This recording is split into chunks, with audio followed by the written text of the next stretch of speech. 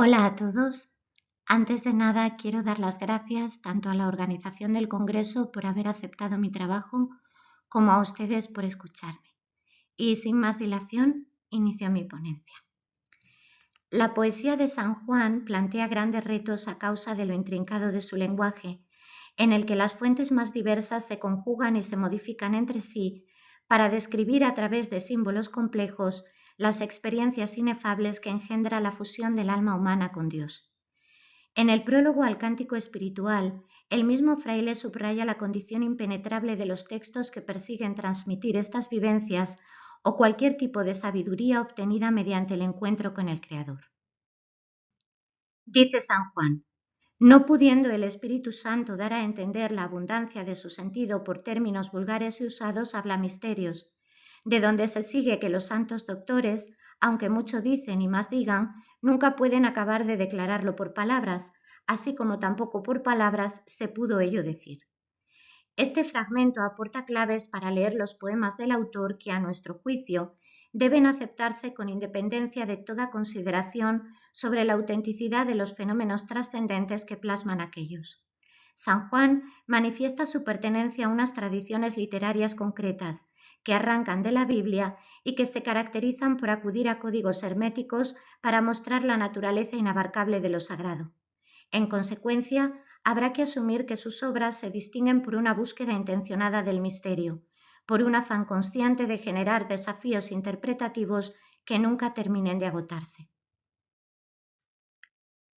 Estos rasgos de la escritura sanjuanista se aprecian con nitidez en la última lira del cántico, que constituye el objeto de nuestras reflexiones. Aquí la tenemos: que nadie lo miraba, Aminadab tampoco parecía, y el cerco sosegaba, y la caballería a vista de las aguas descendía. La estrofa ha desconcertado a la crítica por varios motivos que intentaremos resumir, glosando las opiniones al respecto de Thompson, Alonso, Indurain y Baró Zafra. El primero resalta la paradoja que crea San Juan al introducir en el cierre del poema a una figura de nombre extrañísimo y que no se ha mencionado antes, con el único propósito de indicar que no parecía. Alonso señala que los versos provocan una sensación anticlimática, y en una línea análoga, Indurain sostiene que el pretérito imperfecto cubre de melancolía el desenlace del texto. Efectivamente, las formas verbales en pasado rompen el tono de las 4 liras anteriores, donde por medio del futuro y el condicional se reflejan las expectativas jubilosas del alma, que goza imaginando las gracias que recibirá de Dios una vez alcanzada la unión con Él. Indurain también destaca la confusión que suscitan el sujeto y el pronombre del primer verso, cuyos referentes no son en absoluto explícitos. Para terminar, Baró Zafra nota una aparente falta de cohesión temática entre las imágenes que convoca el poeta. En definitiva, nos hallamos ante un claro ejemplo de los enigmas que alberga la obra del fraile y para los que se han presentado explicaciones variopintas. En este caso, una de las incógnitas fundamentales que ha de solucionarse reside en la mención de Aminadab. El descubrimiento de su identidad y de las causas por las que se incide en su ausencia resulta imprescindible para determinar el significado de los versos. Cabe decir que a la hora de resolver esta cuestión, la crítica ha optado entre dos posibilidades. Una implica atenerse a lo que afirma San Juan sobre el oscuro personaje en las declaraciones o comentarios en prosa del poema. La otra conlleva obviar la información que proporciona el carmelita e ir en busca de respuestas a territorios diferentes. Recientemente, García Gascón ha recurrido a esta segunda fórmula para articular una hipótesis original y atractiva. El autor refuta la teoría bastante generalizada entre los especialistas de que Aminadab viene del Cantar de los Cantares, atribuyéndole una procedencia también bíblica pero muy distinta, con lo que abre caminos interesantes para la exégesis de la última estrofa del cántico. Por ello, creemos que merece la pena revisar tanto su propuesta como la visión mayoritaria acerca del origen de Aminadab para establecer algunos de los fundamentos que conferirían validez a cada alternativa. Para empezar, conviene que fijemos las premisas a las que se ceñirá nuestro estudio. Partimos de la convicción de que el cántico se atiene a los principios del misticismo cristiano, por lo que expone la senda que recorre el alma hasta consumar el matrimonio espiritual con Dios. No ignoramos que desde Jorge Guillén varios críticos, Nieto, Jauralde, Garrote Bernal, Caro Bragado, han defendido la pertinencia de contemplar los poemas sanjuanistas desde los ámbitos del erotismo humano. Sin embargo, opinamos que, pese a su total legitimidad, este punto de vista no puede adoptarse de manera exclusiva porque impide comprender versos como los que nos ocupan aquí, que solo adquieren pleno sentido bajo un prisma religioso. Además de lo señalado, asumiremos que el Cantar de los Cantares debe considerarse una de las inspiraciones mayores del cántico, si no la primordial. Como indica Mancho Duque, el texto bíblico aporta el simbolismo del amor esponsalicio que funciona como gozne de todo el poema y núcleo del desarrollo espiritual y místico. Nos sorprenden entonces las cuantiosas similitudes entre las dos obras que se aprecian en los campos del léxico y de las imágenes. Ahora bien, hay que subrayar el hecho de que San Juan maneja su modelo con una libertad absoluta, de modo que se permite alterarlo y mezclarlo con otras de las múltiples referencias que emplea. Esto no constituye un caso aislado, pues nos encontramos ante un poeta con una capacidad extraordinaria para sintetizar códigos, tendencias y tradiciones. Así, y tal como observa Mancho Duque, el cántico se nos revela como una amalgama compacta de elementos que se modifican recíprocamente. Por último, es necesario recordar que nos han llegado 3 redacciones del cántico, entre las que existen diferencias significativas. Dado que este asunto rebasa nuestros objetivos, lo eludiremos, si bien hemos de apuntar que la lira que nos interesa ocupa el mismo sitio y se mantiene idéntica en las 2 versiones del poema que prefiere la crítica, el cántico A más antiguo y el cántico B, que supone una reelaboración del anterior. Aparte de esto, bastará con indicar que nos hemos valido de la edición del Cántico A que preparó Mancho Duque para el volumen dedicado a la poesía completa de San Juan que publicó la Real Academia Española en 2023. Una vez sentadas estas bases, procedamos a indagar sobre los enigmas que rodean al personaje de Aminadab y sobre algunas de las formas en que se ha justificado su mención en el cántico. Numerosos especialistas piensan que el origen de la misteriosa figura ha de ubicarse en la traducción del versículo 12 del capítulo 6 del Cantar de los Cantares que ofrece la Vulgata. Nescivi, anima mea conturbavit me propter quadrigas Aminadab. No lo supe, mi alma se turbó a causa de los carros de Aminadab. Resulta lógico que San Juan siguiera la traslación de la Biblia realizada por San Jerónimo, puesto que el Concilio de Trento la había declarado auténtica. Sin embargo, la localización de esta fuente no arroja mucha luz sobre los contenidos de la última lira del cántico. Esto se debe al hermetismo del texto bíblico, que como el poema de San Juan plantea unas dificultades interpretativas enormes. Moshe Ragel, artífice de la Biblia de Alba, precisó con acierto la magnitud de tales complicaciones. Este libro de los cánticos es tanto de obscuro que los glosadores se retraen muy fuertemente de tocar en este libro, tantas son las glosas que en él se cargan. Así las cosas, cuando leemos en la Vulgata el pasaje del Cantar donde se alude a Aminadab, experimentamos un desconcierto semejante al que producen los versos finales del cántico. No se aporta ningún dato relativo al curioso nombre y el resto de la obra tampoco suministra información acerca de él. Ni siquiera queda patente la identidad de quien lo enuncia. Una de las voces líricas afirma que descendió a un huerto de nogales para comprobar si habían nacido ya los frutos de las vides, los manzanos y los granados. A continuación, este mismo sujeto u otro diferente habla de unos carros que le provocaron intranquilidad. Concluimos entonces que la estrofa del cantar no proporciona indicios que sirvan para esclarecer el mensaje que pretendió transmitir San Juan. Incluso cabe decir que la atmósfera y las imágenes con que se cierra el cántico distan mucho de las que hallamos en su presunto modelo. Sin embargo, el fraile nos brinda pistas iluminadoras en las declaraciones del poema, donde expone lo siguiente. En esta última canción quiere dar a entender el alma la disposición que tiene ya para recibir las mercedes que ha pedido al esposo. Aminadab en la escritura divina significa el demonio, adversario del alma esposa, el cual la combatía siempre y turbaba porque no se entrase en esta fortaleza y escondrijo del recogimiento interior con el amado, en el cual puesto está el alma tan fuerte en virtudes que el demonio no osa aparecer delante de ella. Podría aducirse que el autor no remite al cantar, pero esta objeción se invalida si consultamos Noche Oscura, donde insiste en la naturaleza malvada de Aminadab y especifica su procedencia. Cuando la comunicación espiritual no comunica mucho en el espíritu, sino que participa en el sentido, con más facilidad alcanza el demonio a turbar el espíritu, lo cual también da a entender la esposa en los cantares, cuando dice haberle a ella acaecido así, al tiempo que quería descender al interior recogimiento. No supe, conturbóme mi alma por las cuadrigas, esto es, por los carros y estruendos de Aminadab, que es el demonio.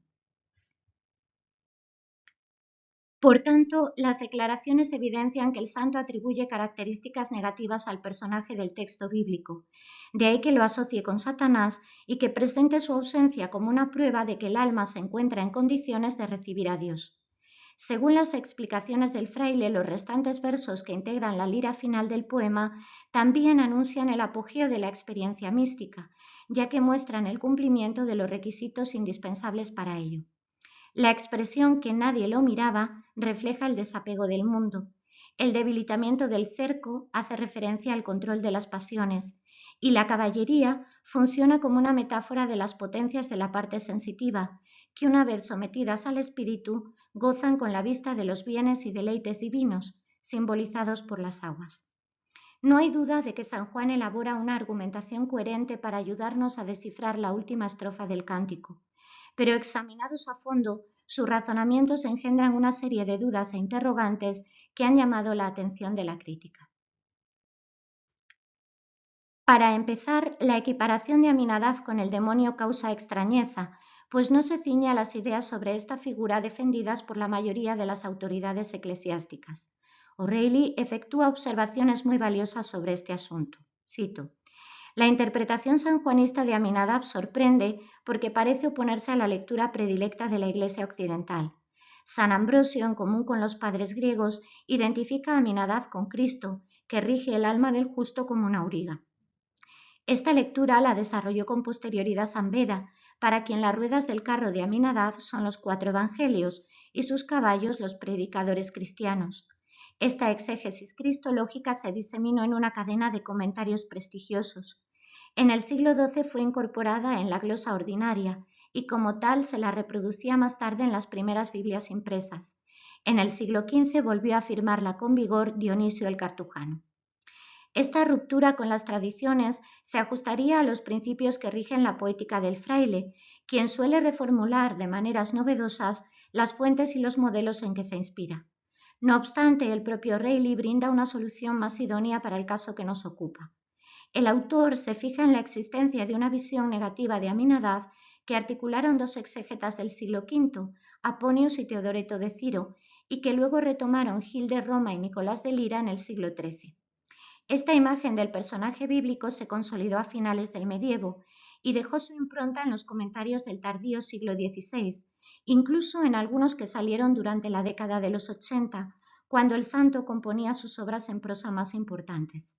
A partir de estas informaciones, O'Reilly infiere que el carmelita no buscó desafiar ningún dogma, simplemente se valió de un tópico dando por sentado que sus lectores lo conocían. Los datos sintetizados bastarían para vencer el desconcierto que origina la conversión de Aminadab en el diablo. Sin embargo, las disquisiciones de San Juan sobre la lira final del cántico no ayudan a comprender los motivos por los que en el cierre del texto irrumpen verbos en pasado y términos militares que contrarrestan el tono celebrativo y la atmósfera beatífica de las estrofas anteriores. Esto no debe considerarse excepcional, ya que a menudo las declaraciones del fraile se alejan de los poemas sobre los que tratan para otorgar prioridad a materias puramente doctrinales. De ahí que en el prólogo al cántico él mismo señalara que no había necesidad de atarse a la exposición en prosa de sus versos. Dada esta circunstancia, algunos críticos han planteado formas de elucidar la última lira del cántico que, sin desviarse en lo fundamental del camino trazado por las glosas del Carmelita, persiguen resolver las incógnitas no despejadas en ellas. Como no disponemos del tiempo imprescindible para abordar la totalidad de estos análisis, resumiremos, a título de ejemplo, la propuesta de Indurain. Para este autor, el significado de la estrofa residiría en los elementos que conllevan evocaciones del peligro y la violencia. Aminadab o el diablo, el cerco y la caballería.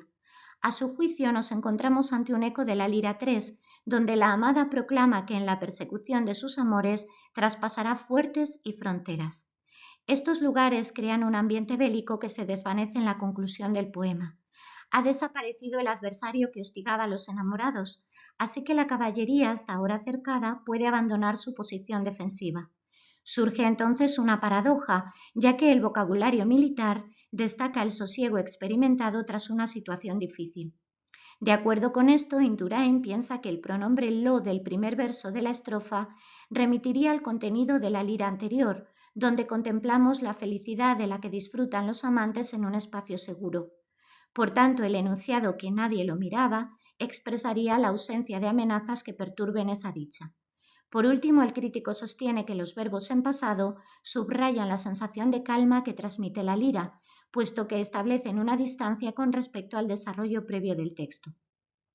Esta lectura pone de manifiesto que cabe realizar una interpretación coherente de los versos finales del cántico sin contradecir lo que aseveró San Juan acerca de Aminadab. Ahora bien, sus apostillas sobre el misterioso personaje todavía causan un problema insoslayable, pues ocurre que el Aminadab de la Vulgata nace de un error de traducción del original hebreo. Cuando romanzó el Cantar, Fray Luis de León señaló y corrigió el fallo en su comentario del capítulo 6 del libro. Cito: los carros de Aminadab, entiéndase por ellos cosa muy ligera, que Aminadab no es nombre propio de alguna persona, mas son dos nombres que quieren decir de mi pueblo príncipe. Y esto dice porque como en tierra de Judea había pocos caballos, toda la más gente usaba ir cabalgando en asnos, si no eran los poderosos, que hacían traer de Egipto caballos muy ligeros. Resulta improbable que San Juan desconociera la traslación del Agustino, ya que ésta gozó de una fama notable casi desde el instante en que se terminó, hacia 1561. No olvidemos, además, que entre 1564 y 1568 el carmelita cursó estudios en la Universidad de Salamanca, donde dictaba clases Fray Luis y donde había cundido un gran interés por el acercamiento filológico a las Sagradas Escrituras. Todo ello nos coloca ante un dilema. En la última lira del cántico, ¿se ignora o se toma en cuenta el hierro de la Vulgata? Escoger la segunda opción, justificada por las discrepancias que a veces separan los poemas sanjuanistas de sus glosas, requiere apartarse de lo que indicó el fraile y sugerir teorías alternativas sobre el origen de la Aminadab presente en el cántico.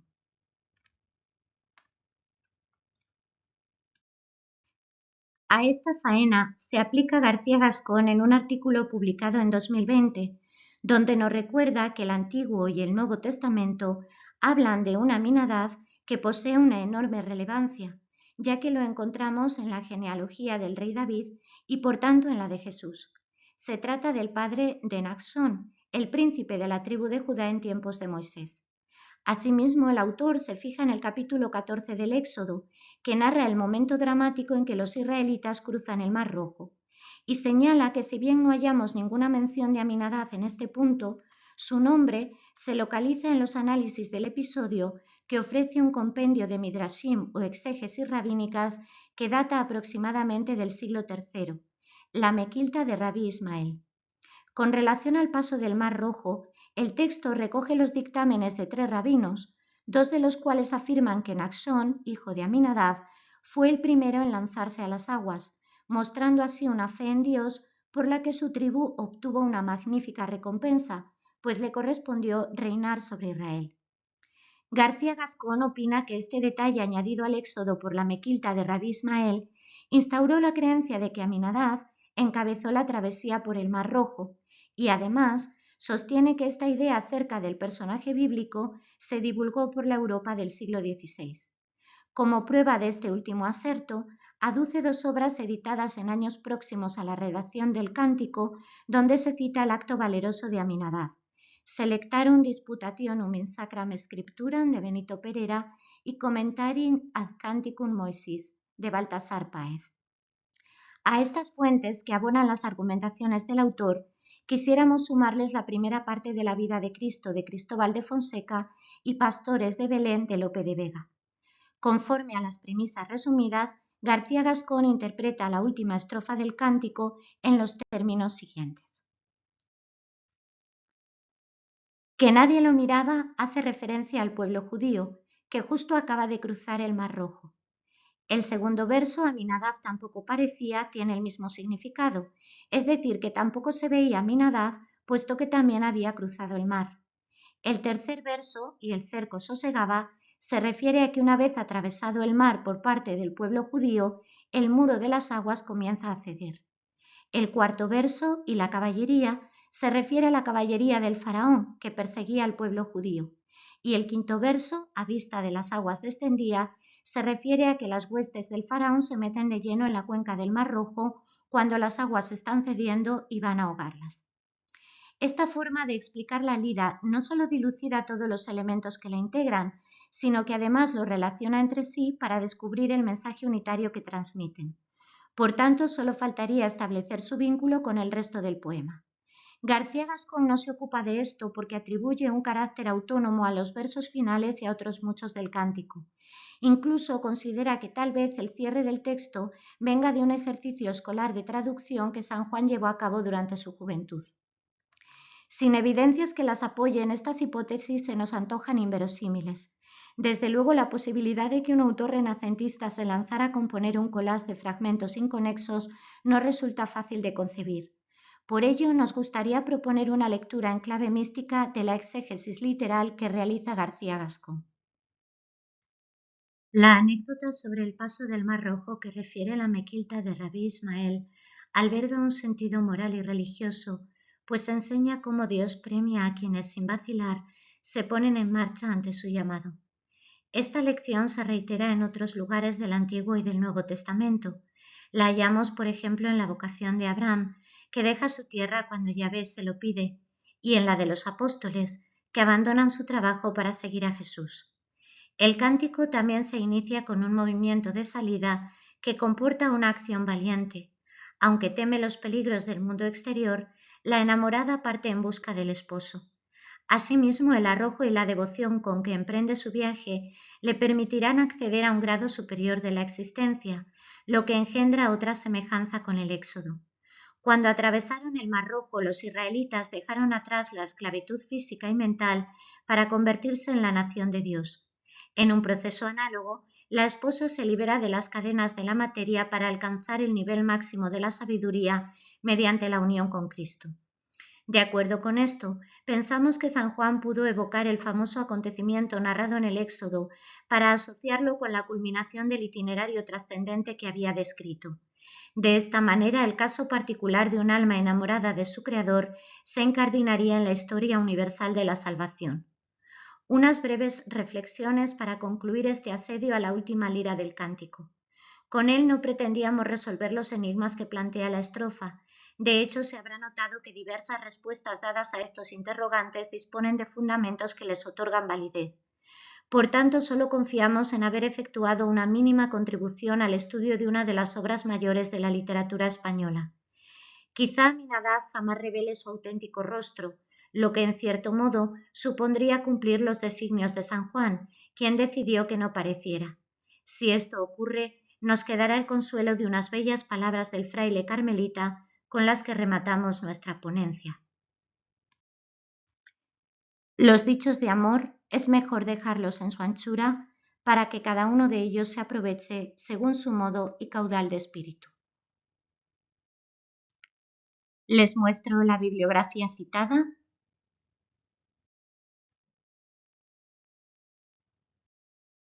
y las fuentes de las imágenes que aparecen en la presentación. Muchas gracias por su atención. Quedo a la espera de sus preguntas y comentarios que responderé encantada.